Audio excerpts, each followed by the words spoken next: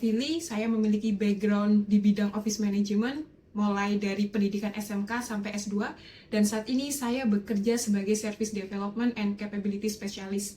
Di channel ini, kita akan belajar mengenai dengan office management tools, so let's explore them together.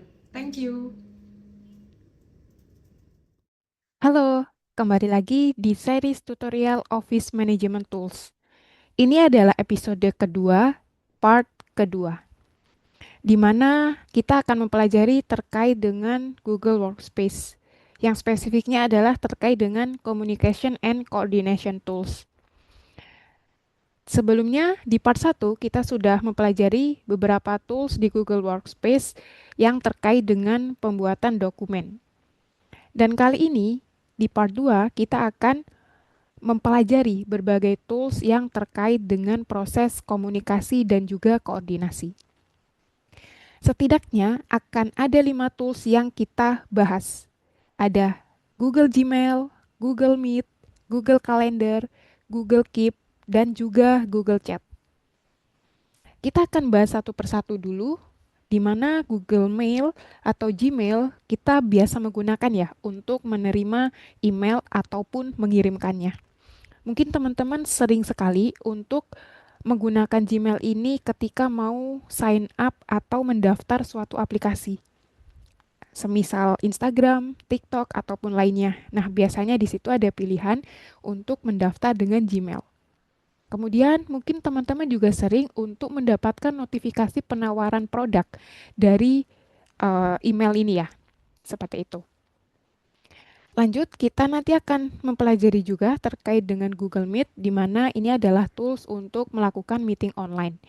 Jadi, dimanapun tim kita berada, kita bisa tetap berkomunikasi dan berkoordinasi dengan baik, karena di Google Meet ini kita bisa melakukan berbagai aktivitas ya, mulai dari share screen, kemudian juga nanti mengintegrate dengan berbagai aplikasi lain supaya ada automation pembuatan notulen rapat, serta lainnya. Kemudian di Google Calendar ini kita akan menggunakannya untuk mengatur jadwal baik diri kita sendiri maupun nanti pimpinan ya kalau misal kita bekerja sebagai sekretaris ataupun lainnya. Nah, di Google Calendar ini kita juga bisa menggunakan untuk menginvite rekan-rekan kerja kita atau mungkin pihak eksternal supaya mereka datang di agenda meeting online kita. Selanjutnya ada Google Keep dan juga Chat, di mana kita bisa menyimpan beberapa informasi penting di Google Keep ini, seperti agenda harian, kemudian juga dokumen dalam bentuk foto atau media lain, serta di Google Chat, kita juga bisa memanfaatkan Google Keep ini untuk sarana penyimpanan informasi-informasi tadi. Kemudian kalau di Google Chat, ini sebagai gambarannya, mungkin kalau di keseharian kita berkomunikasi menggunakan aplikasi WhatsApp gitu. Tetapi kalau di dunia profesional, kita bisa fokus berkomunikasi, membahas pekerjaan itu di aplikasi Google Chat. Oke, setidaknya ada 5 tools ini yang teman-teman harus pelajari dan harus pahami. Kenapa? Karena ingat, nanti kalau teman-teman sudah ada di konteks profesional, berbagai aplikasi ini akan digunakan setiap hari, bahkan mungkin setiap jam di dalam pekerjaan kita. Jadi bisa dibayangkan nanti baru masuk kerja, semua aplikasi ini akan benar-benar kita gunakan setiap waktu. Jadi untuk mempelajarinya, kita manfaatkan waktu saat ini supaya nanti kalau udah bekerja beneran, teman-teman bisa lebih satset dan juga bisa lebih produktif. Oke, sekarang kita akan coba mempelajari tools yang pertama, yaitu Google Mail. Nah, ini sebagai contoh tampilan Google Mail. Nanti kalau teman-teman mau menulis email, teman-teman bisa tulis compose ini ya. Nah, ini akan ada tampilan seperti ini. Kemudian nanti silakan ditulis emailnya mau dikirim ke siapa gitu. Ini sebagai contoh ya.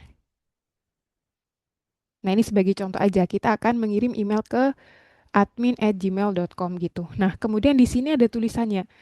Eh, kita harus hati-hati ya dalam mengetik penerima email. Nah, ini karena konteksnya saya pakai email kampus saya dulu, sehingga harapannya untuk email-email yang dikirim itu memang email-email yang domainnya sama, yaitu waktu itu saya kuliah di UPI jadi @upi.edu gitu. Tapi ketika penerima emailnya di luar upi.edu, maka akan ada notifikasi semacam ini.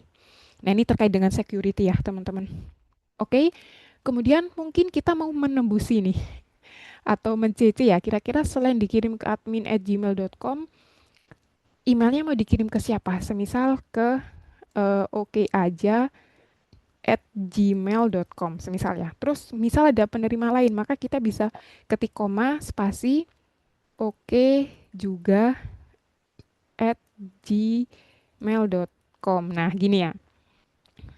Jadi kalau di CC ini posisinya baik yang ada di tu maupun yang ada di CC sama-sama tahu kalau kita sedang mengirim email ke tiga orang ini gitu.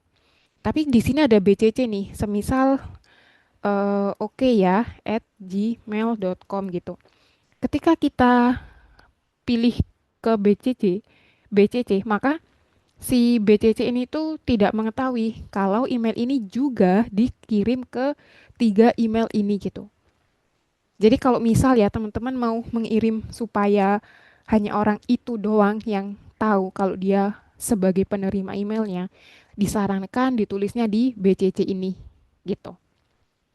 Oke, kemudian lanjut, ini subjek emailnya, misal surat penawaran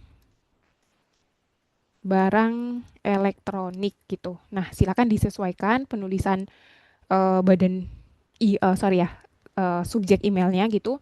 Kemudian area sangat luas ini kita bisa menuliskan badan emailnya. Nah, di badan email ini kita bisa memperhatikan beberapa hal di bawah ya. Di sini ada pengaturan jenis huruf, kemudian besar kecil hurufnya, ada bold, italic, underline, warna, dan lain seterusnya. Kita bisa pakai ini teman-teman selama dibutuhkan supaya emailnya bisa lebih rapi ya. Kemudian ini ada rata kanan kiri dan juga tengah, terus ini numbering, terus dalam bentuk bullet point. Ini kalau mau agak menjorok gitu tulisannya ke sebelah kiri, kalau ini sebelah kanan, terus ini ada quote supaya lebih terpampang jelas ya kata-kata yang kita highlight. Terus ini ada kalau tulisannya mungkin mau dicoret dan lain seterusnya gitu. Kemudian di bawahnya, nah kita juga bisa mengatur teksnya ya.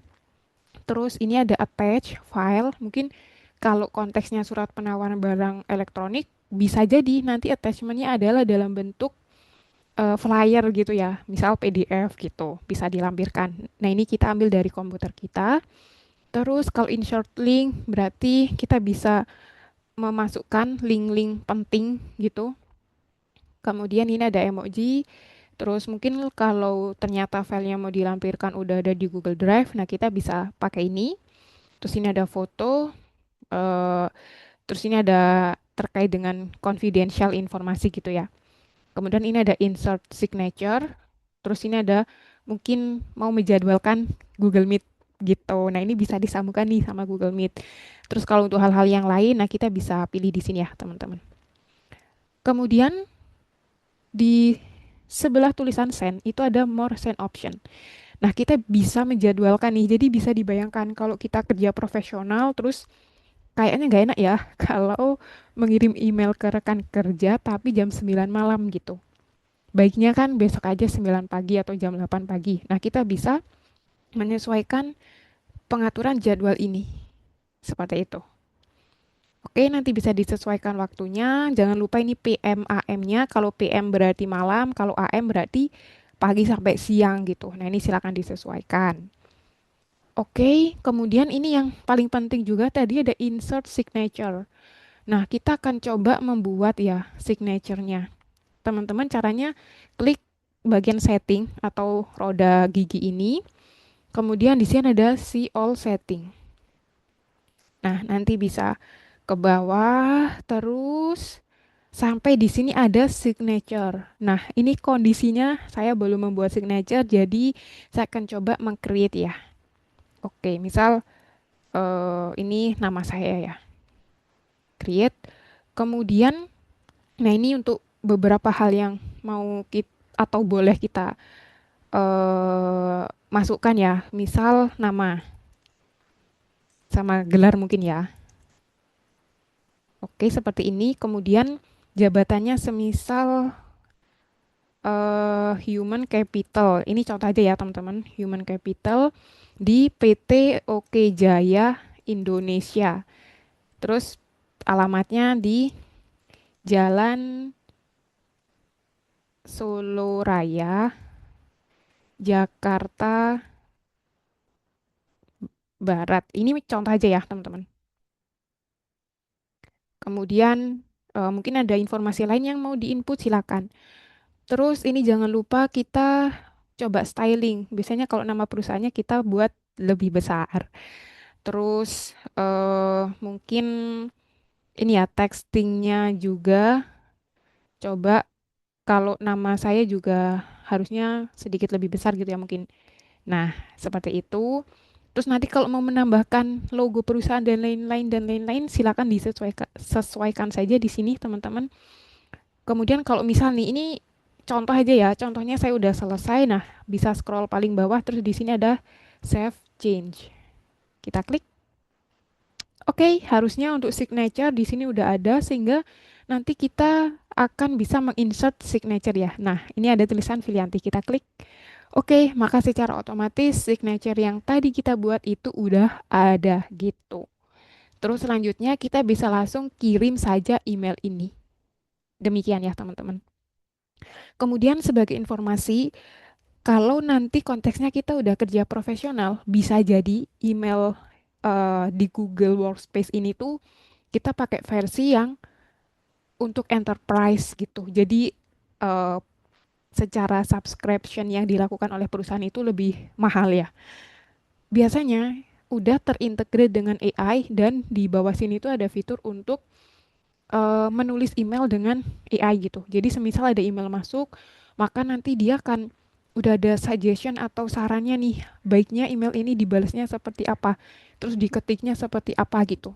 Tapi mohon maaf karena email yang saya gunakan ini adalah untuk education, jadi memang fiturnya tidak muncul gitu ya. Ini sebagai FYI aja.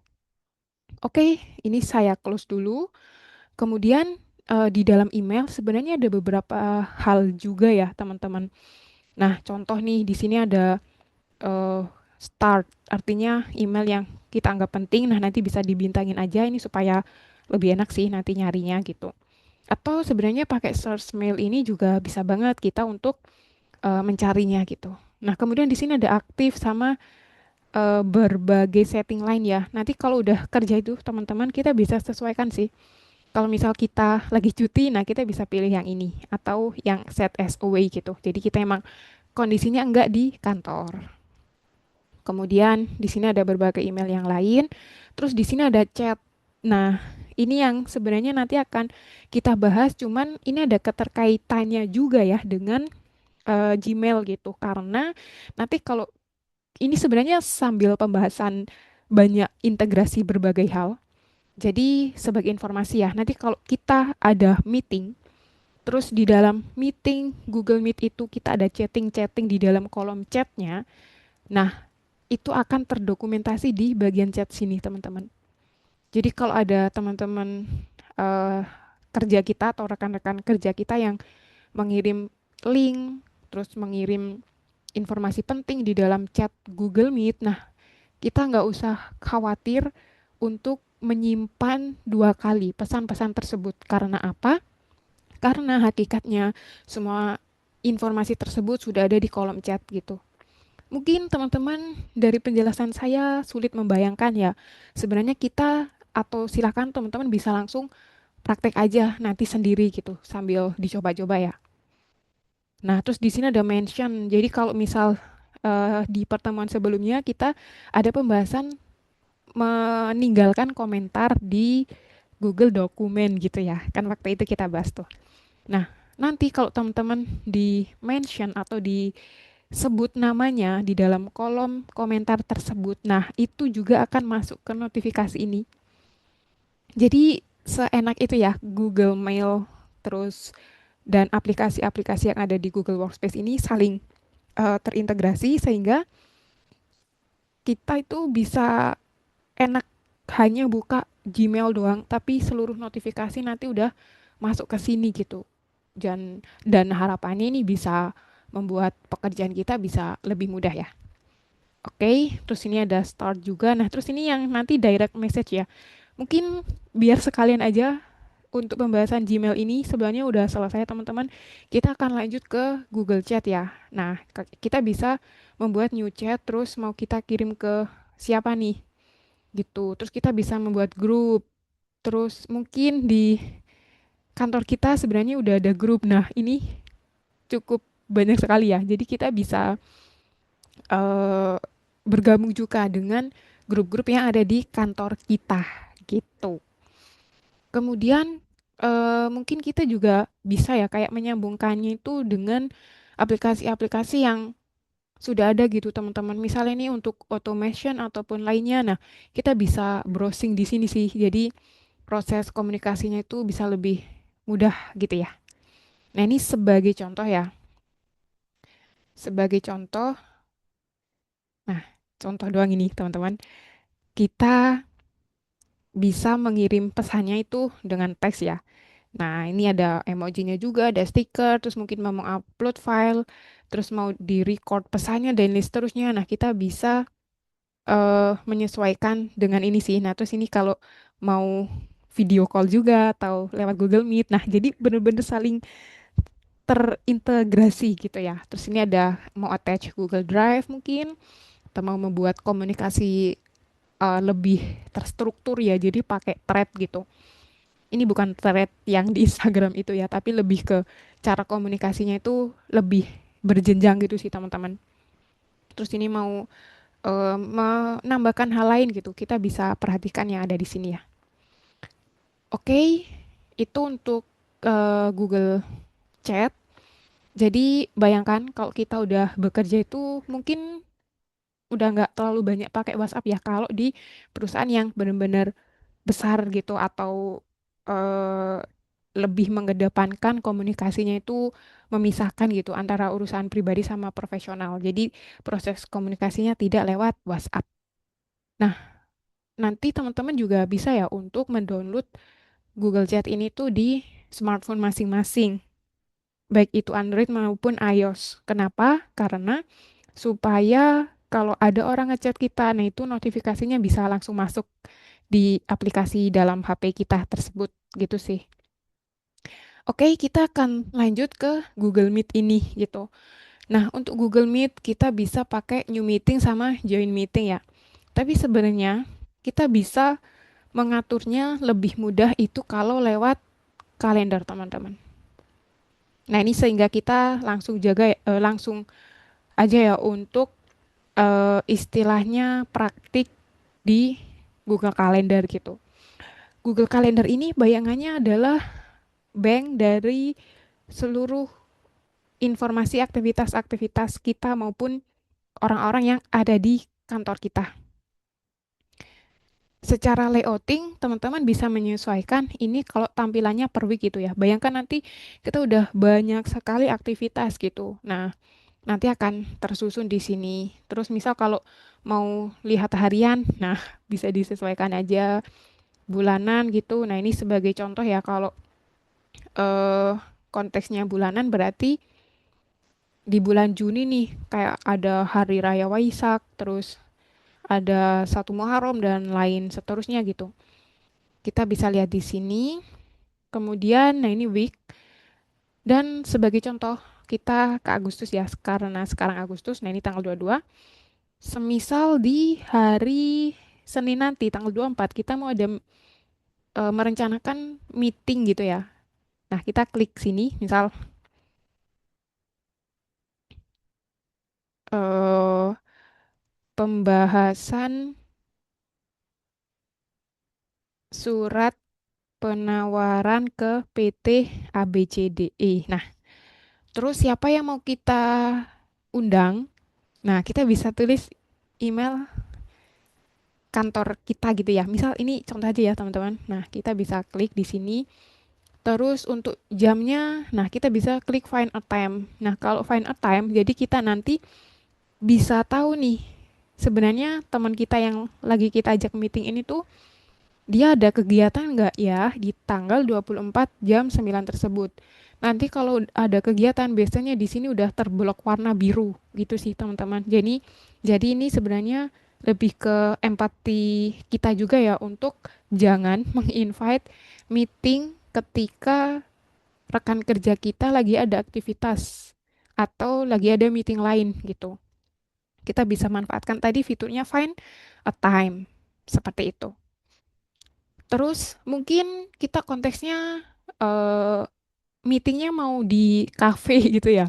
Berarti untuk Google Meet-nya ini silakan di delete. Terus ini kalau room berarti mungkin ruangannya ada di kantor kita. Itu namanya apa aja. Terus kalau location ya, misal kita mau meetingnya di eh Fore Donut ini ya. Ini contoh aja misal. Nah, kita bisa klik seperti itu.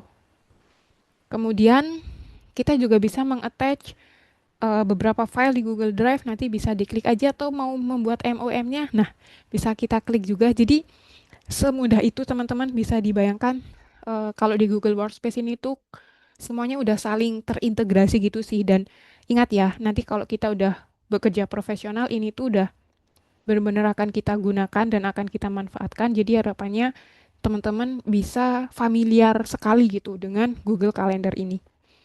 Oke, nanti kalau sudah bisa klik save aja. Nah, ini sebagai contoh, jadi saya delete aja ya. Oke, kemudian tadi ya, sebenarnya kita bisa loh untuk mengetahui jadwal rekan kita. Nah, caranya dengan mengetik namanya di sini. Gitu. Kita klik namanya di sini, terus nanti akan ketahuan dia itu sesibuk apa sih gitu. Nanti ada blok-blok warna biru-biru gitu, harusnya atau orange, karena di sini orange. Dan itu adalah informasi kegiatan teman-teman kita atau rekan-rekan kerja kita. Oke, itu ya. Kemudian di dalam Google Calendar ini, kita juga bisa loh untuk memanfaatkannya tidak untuk membuat jadwal meeting, tapi untuk mereminder task kita gitu. Misal, finalisasi proposal untuk PT Oke Jaya. Nah, kemudian dari jam berapa sampai jam berapa nih kita akan mengerjakan tugas ini, entah bisa kita pilih task atau focus time. Terus mungkin mau setting working location gitu, mau WFC atau work from cafe dan lain seterusnya. Nah, kita bisa sesuaikan di sini gitu ya. Nah, ini sorry saya discard gitu karena sekedar contoh aja. Kemudian teman-teman juga harus membayangkan ya, di mana nanti kalau udah kerja profesional bisa jadi teman-teman itu eh, akan menyediakan waktunya untuk meeting dengan pihak eksternal. Nah, karena saya pakai email upi.edu, berarti kita itu sebenarnya nggak bisa melihat email misal umac.id gitu. Untuk activity-activity orang dengan domain email selain upi.edu, kita itu nggak tahu gitu.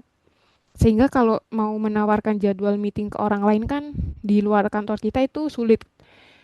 Nah, bagusnya si Google Meet ini tuh udah menyediakan kemudahan ya, di mana Google Meet-nya ini tuh diintegrate teman-teman dengan Google Calendar, sehingga kita bisa klik booking pages 30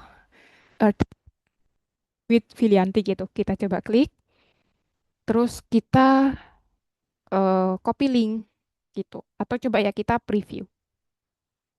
Nah, nanti POV orang-orang di luar kantor kita ketika mendapatkan link booking meeting dengan saya selama 30 menit ini itu seperti ini ya.